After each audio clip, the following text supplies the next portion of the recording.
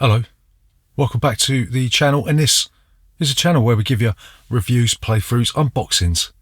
We generally like to talk a load of bollocks about tabletop gaming in general, and in this video we're going to be talking about the top 10 push your luck games. And a push your luck game is where you'll be pushing your luck right to the edge, maybe risking everything for that crazy reward, right? If your favourite push or press your luck game isn't on this list, that's probably because A, we haven't played it, or B, because we think it's crap. But anyway, let's crack on with this top 10 list, right?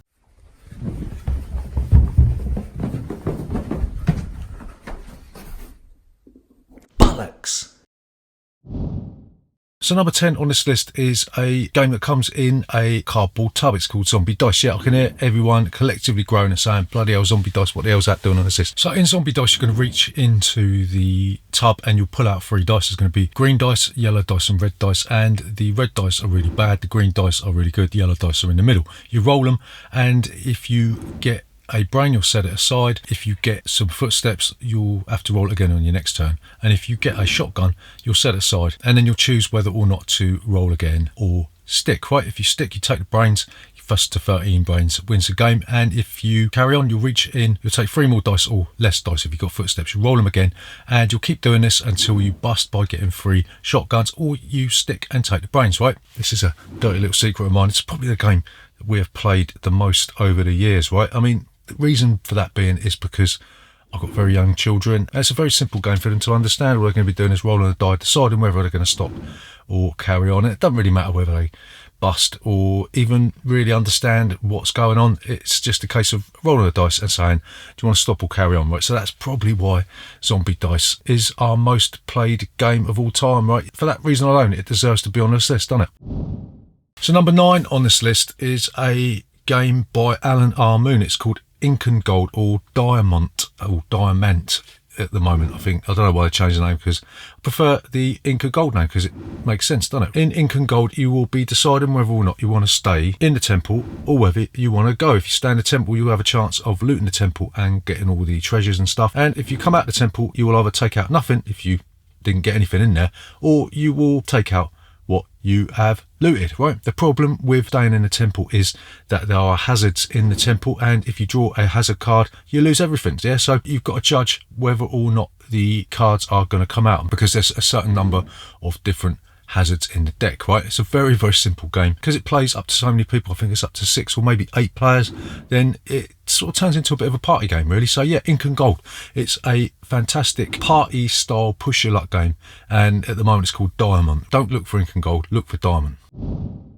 So number 8 on this list is a proper board game, believe it or not. It's called Adventurers, the Temple of Chak. In this game, you'll be trying to go through the temple, trying to get the treasures out of the temple, and you'll be negotiating different hazards. You'll be trying to evade the huge Indiana Jones style boulder. You'll be trying to stop yourself getting squished by the walls that are going to crush your nuts into oblivion. And you'll be trying to walk across a lava pit without falling in and getting burnt to a crisp. Yeah, so it's basically lots of little mini games that you're going to be trying to overcome. It's got some fantastic components.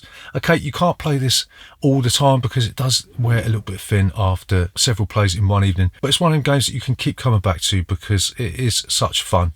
And if you can get the full player count up together, then the Adventurers, the Temple of Chak is a wonderful push your luck game that is a proper board game, so that's a bonus, isn't it?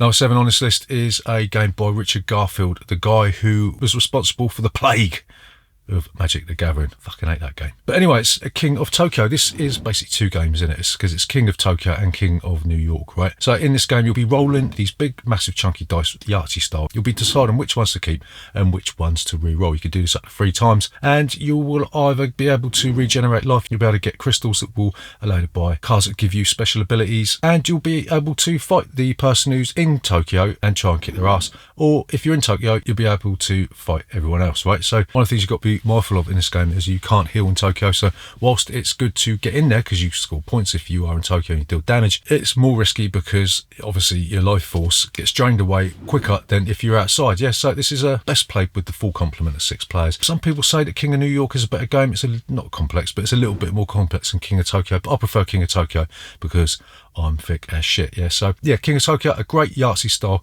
dice chucking game with a healthy dose of push your luck. So 6 on this list is a game that you could probably just play with a load of dice. It's called Strike. This comes with like what's called an arena, but you could quite easily use a shoebox or maybe just even some sort of flat bottom bowl or something. But you're going to get a certain number of dice depending on how many players are playing the game. You're going to be chucking them into the arena. You'll take out all of the dice that have more than one of the same number. So if you roll 2 5s, you take them out, and then you will leave all the other dice in the arena for the next person. It's a simple case of last person standing. The number ones on the dice are like these crosses, and if you roll them, then they come out of the game. So there's this sort of built-in mechanism to stop the game from just dragging on and on and on. It's a very, very simple game. Plays up to 5 players, I think. And yeah, you don't even need to go out and buy this. I shouldn't really be saying that, should I? Because you should support game designers. But if you just got a load of dice sitting around, then you could just go online, read the rule book, and off you go. Yeah, Strike, fantastic. Push your luck dice chucking fest. Number 5 on this list is another game that has a board, right? It's Formula D. In this game, you'll have a racetrack and you'll have a dashboard with a little gear stick on it. Yeah, really, a little bleeding gear stick. And you'll be choosing what gear you want to go in.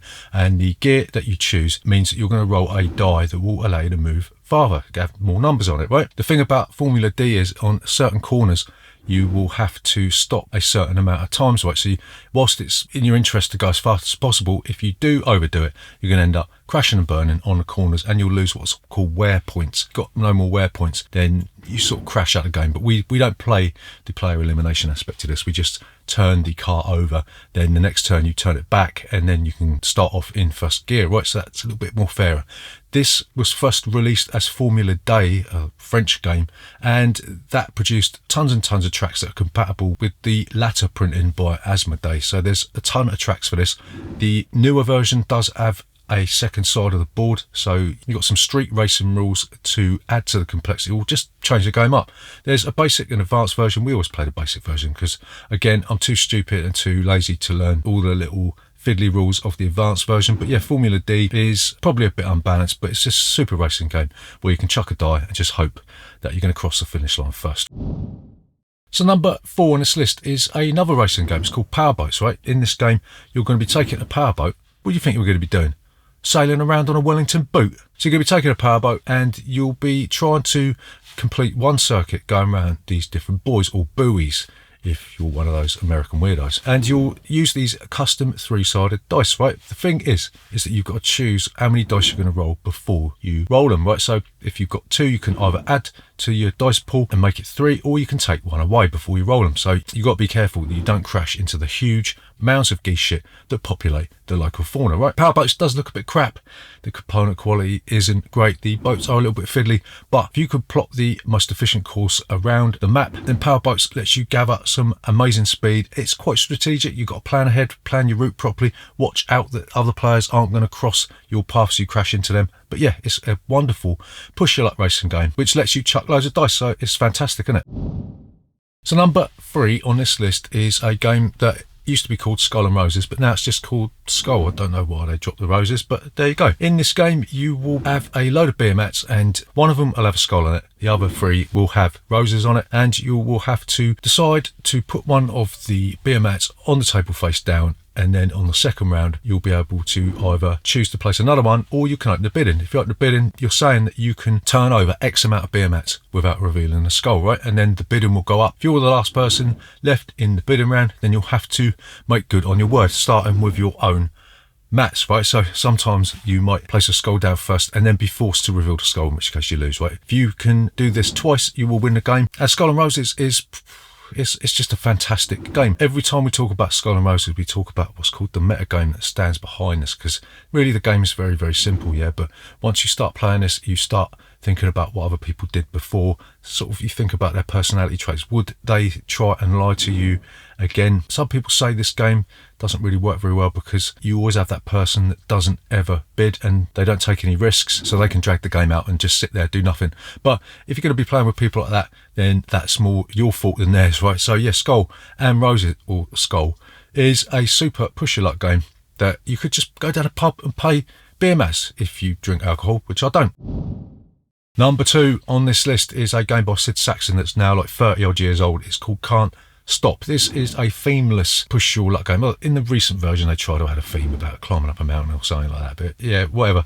Don't mean anything. So in this game, you will be rolling dice and then you'll be choosing to move some tokens up that track. If you can get the tokens up to the end of the track, then you will close off that track and you'll be one step closer to the 3 tracks that you need to have close to win the game. Trouble is, you can only move your marker up if you stop rolling the dice. So the game sort of tempts you into keep rolling the dice until you don't roll any of the numbers on the tracks that you need to advance, in which case you don't do nothing, right? So yeah, Can't Stop. It's a very, very simple game. The pure essence is push your luck. There's nothing else to it.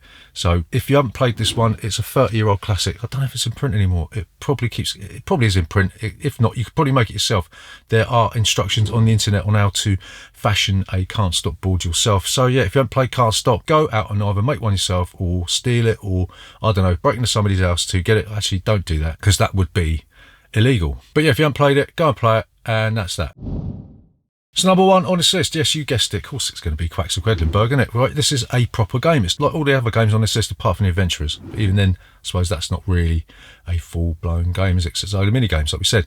But yeah, Quacks and Green Bug is a full-blown game. This is a bag building game, right, where you'll be placing tokens into your bag and you'll be pulling them out, placing them into your cauldron, hoping that you don't pull out too many cherry bombs that will make your cauldron explode. If you can survive, then you'll be able to buy new ingredients for your bag, which allow you to do different things. You might end up pulling out pumpkins, which do absolutely nothing, or you might end up pulling out crow's heads, which do something that I can't remember. Each ingredient's got a level, so if you draw out a level 4 token, then you'll be able to skip 4 spaces ahead. There's loads of bits and pieces in this game that add to the flavour. There's the Herb Witches expansion, which adds Herb Witches, and there's the Alchemist expansion, which adds Alchemists. But yeah, Quacks and Green Bug, a superb Euro-style push your luck game that everybody should play, because it is just a fantastic experience that generates loads of laughs, loads of groans, loads of moans. Sounds like a porno. So yeah, that's why it's number 1 on our list of top 10 push your luck games. There's a couple